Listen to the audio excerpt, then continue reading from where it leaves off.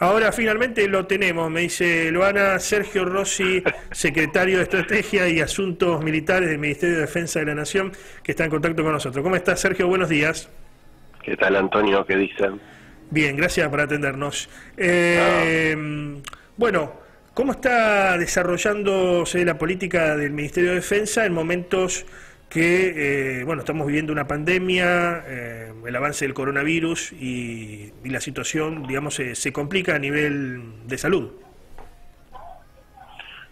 sí, bueno, ustedes habrán visto que desde que empezó la epidemia ha habido como una enorme participación muy visible, muy extendida de las Fuerzas Armadas, apoyando logísticamente un montón de acciones estatales por la emergencia.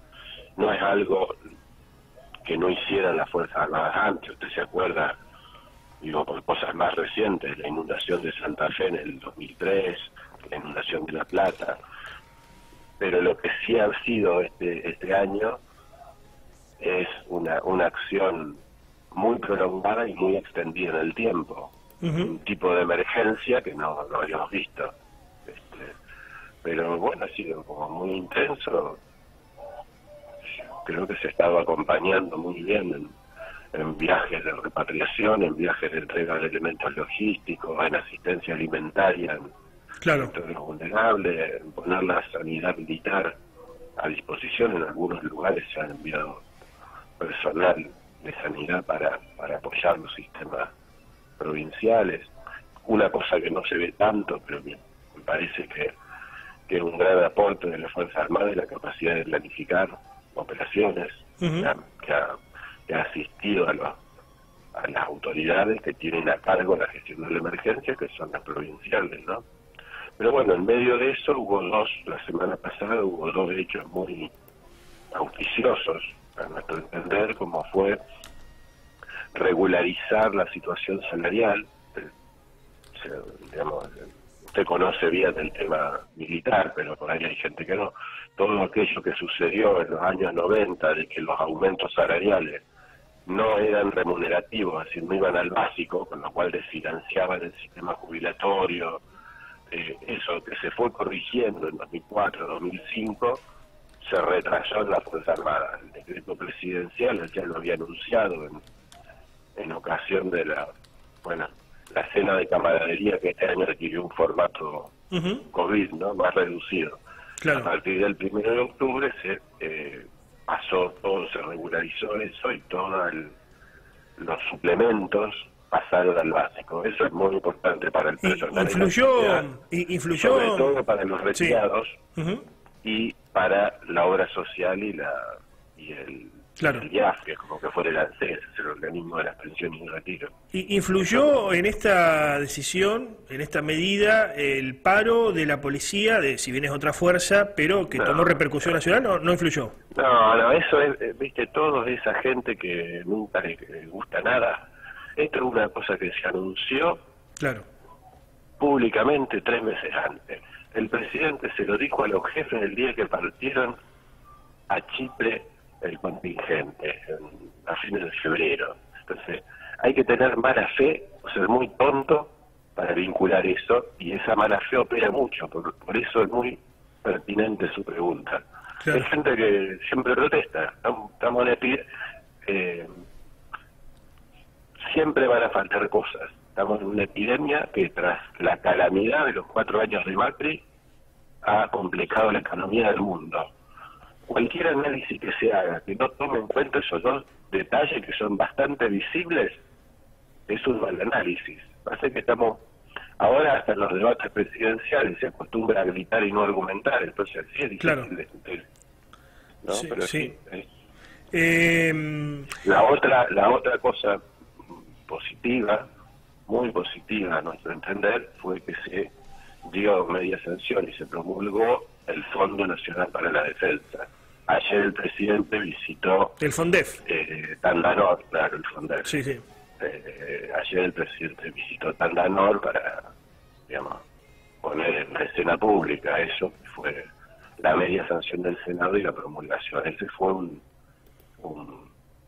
proyecto que la Cámara de Diputados votó en la última sesión en 2019, en la última sesión ordinaria, pero faltaba la media sanción. Y la verdad es que había muchísimos argumentos en el país en razón de del problema de la deuda contraída por el gobierno de Macri, más la epidemia, como para decir, dejémoslo para el año que viene. La buena noticia es que se sancionó y se puso en ejecución este fondo que va a permitir dar visibilidad al equipamiento de la Fuerza Armada. Claro. ¿Tiene hipótesis de conflicto, digamos, el ejército hoy por hoy? ¿Tiene hipótesis de conflicto? Ahí hay como dos cosas, con lo de hipótesis de conflicto. Digamos, Argentina tiene una larguísima tradición pacifista. No es lo mismo ser pacífico que inofensivo, aclarémoslo. Claro. Son cosas distintas, ¿no? Bueno, la Argentina, aún en la época del general Roca, buscó promover armonía, el respeto de las otras naciones. Digo, la Argentina ha hecho tanto en el régimen conservador como con Irigoyen, como con Perón, consagrando la tercera posición, buscó no injerencia en los asuntos internacionales, respeto a cada pueblo en lavar su destino. Después de la Segunda Guerra Mundial participa de todo el esquema internacional. Y Sudamérica ha sido una zona de pocos conflictos interestatales, comparando con el resto del mundo. Eso no quiere decir que uno no haga una apreciación estratégica de que en un mundo de tensiones crecientes, de conflictos, en un país que tiene una gran superficie y una dotación de recursos muy importante, no podamos tener escenarios de problemas o conflictos. Claro. Lo que yo le decía que hay dos cosas distintas es, hubo una época en que había una especie de metodología de planeamiento militar que era planificar por hipótesis de conflicto. Cuando era usted más chico. Sí, se pensaba en ¿no? guerra con Brasil, decía, con Chile, claro. Exactamente. A mí me va a atacar Brasil y yo planifico ese conflicto. Bueno, esa doctrina se fue abandonando en muchos lugares.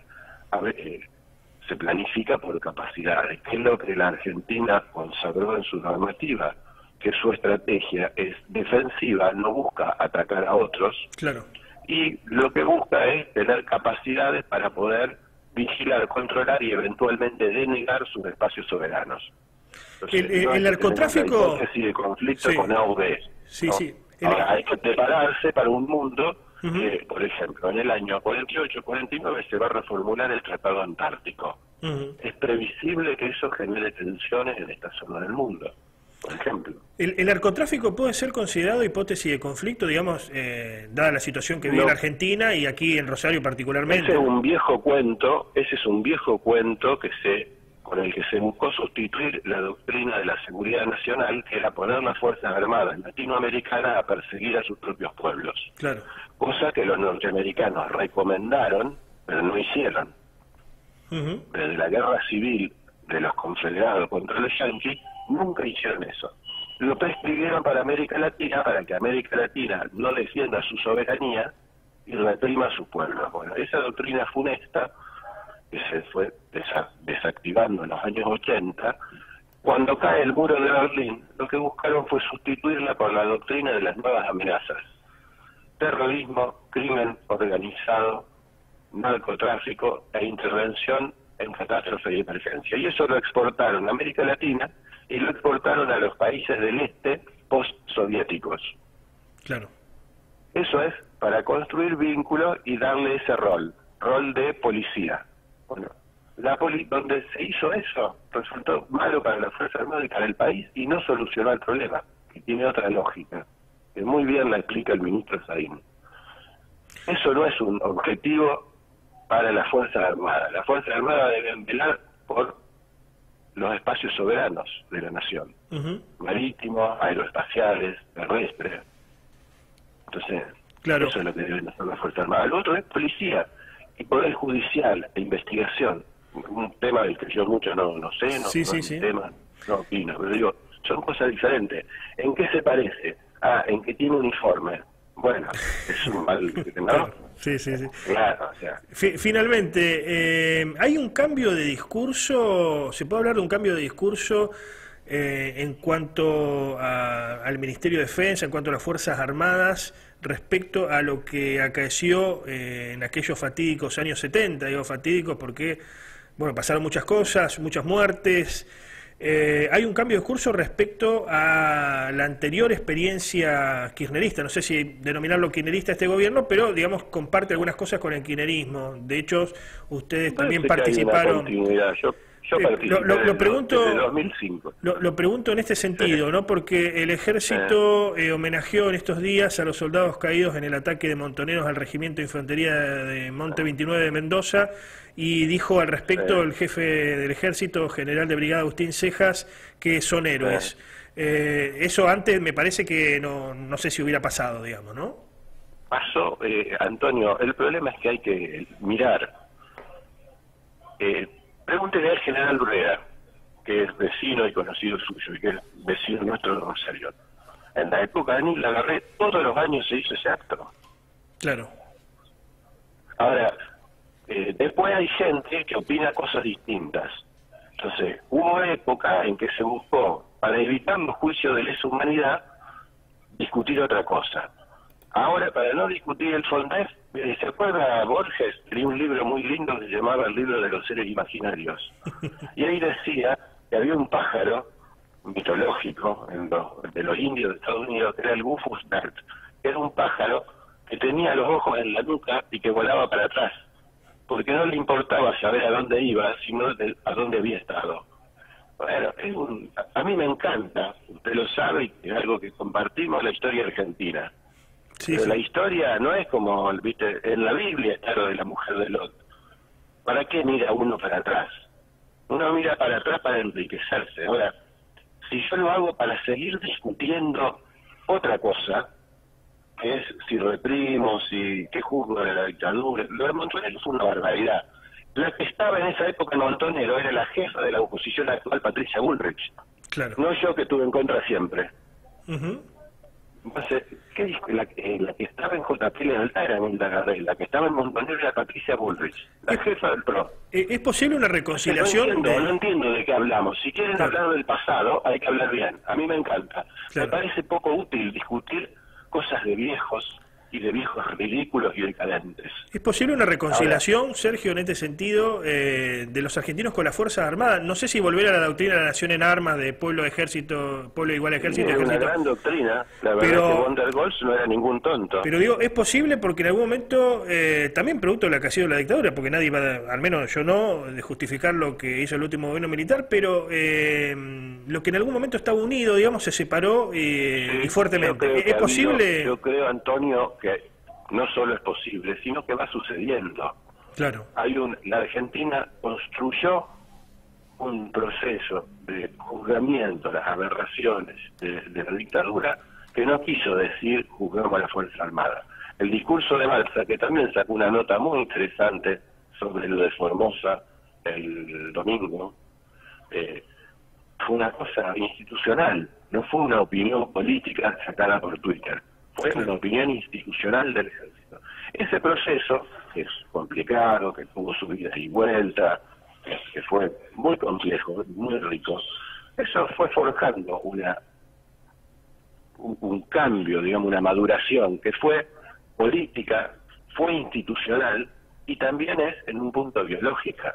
Entonces me parece que 40 años después hay que tener una valoración, hay que tener una valoración institucional y hay que tener libertad para tener las valoraciones políticas, no mezclar, ¿no? Claro.